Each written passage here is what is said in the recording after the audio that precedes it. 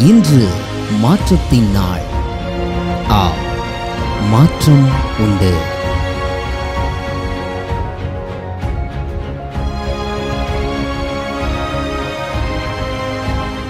ஆண்டவராகிய இயேசுவின் நாமத்தினாலே மாற்றம் உண்டு என்கிற இந்த அனுதின தியானத்தின் மூலமாய் உங்களை சந்திக்கிறதில் எனக்கு மிகுந்த சந்தோஷம். ஆண்டவரும் இரட்சகருமாகிய இயேசுவின் நாமத்தில் உங்களை வாழ்த்துகிறேன். கர்த்தர் உங்களோடு கூட இருந்து உங்களை ஆச்சரியமாக அற்புதமாக கர்த்தர் உங்களை நடத்துவாராக.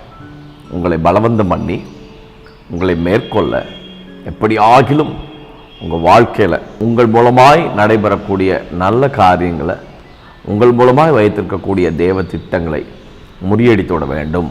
எப்படியாகிலும் உங்களை எழும்பவே விட்டுறக்கூடாது.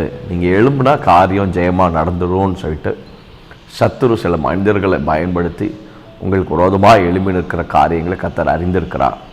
இன்றைக்கு இயேசுவின் நாமத்தினால கர்த்தர் அவைகளை முறியடிக்கிறார்.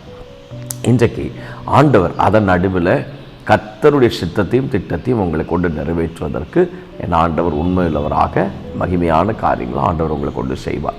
உங்களை மேற்கொள்ள நினைக்கிற எந்த காரியங்களும் உங்களை மேற்கொள்ள முடியாது. உங்களை கொண்டு உள்ள தெய்வ திட்டம் நிறைவேறும். அதற்கு ஆதாரமாக அப்போஸ்தலர் நடபடிகள் 5ஆம் அதிகாரம் 26ஆம் வசனத்தில் ஒரு காரியத்தை ஆண்டவர் நமக்கு சொல்லுகிறார்.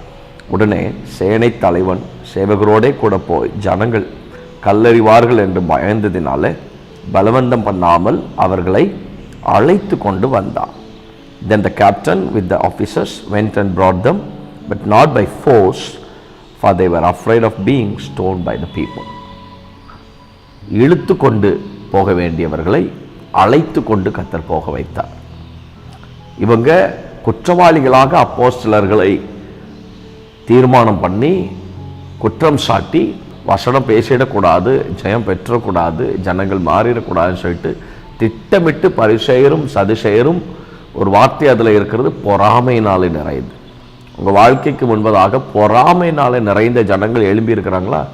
எப்படியாவது இவன் வளர்ந்துடக்கூடாது, இவன் வளர்ந்துடக்கூடாது, இந்த ஊழியம் வளர்ந்துடக்கூடாது, இந்த பிஸ்னஸ் வளர்ந்துடக்கூடாது, இந்த ஃபேமிலி முன்னுக்கு போயிடக்கூடாதுன்னு உங்கள் வாழ்க்கையில் பொறாமையினால் எழும்பினவங்க நிறைய பேர் இருக்கிறாங்களா?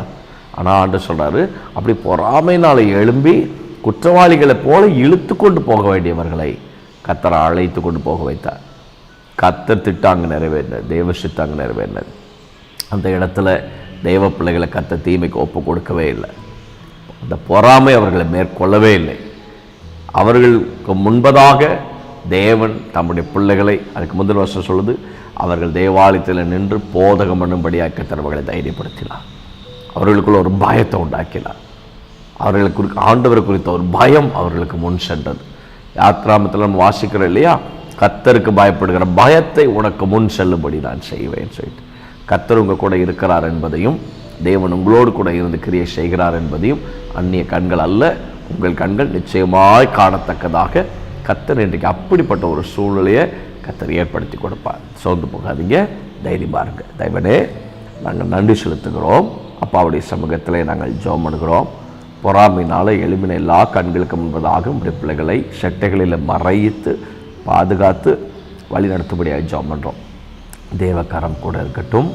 மகத்துவமுள்ள தெய்வ நன்மைகள் உங்களுடைய பிள்ளைகளுக்காக வழக்காடட்டும்னு ஜெபம் பண்ணுறோம். கிருபையினாலும் மூடிக்கொள்ளுங்கள். இயேசுவின் நாமத்தில் ஜெபிக்கிறோம் நல்ல பிதாவே. ஆமென். ஆண்டவர் நல்லவர், உங்களோடு கூட நடத்துவார். ஆமென்.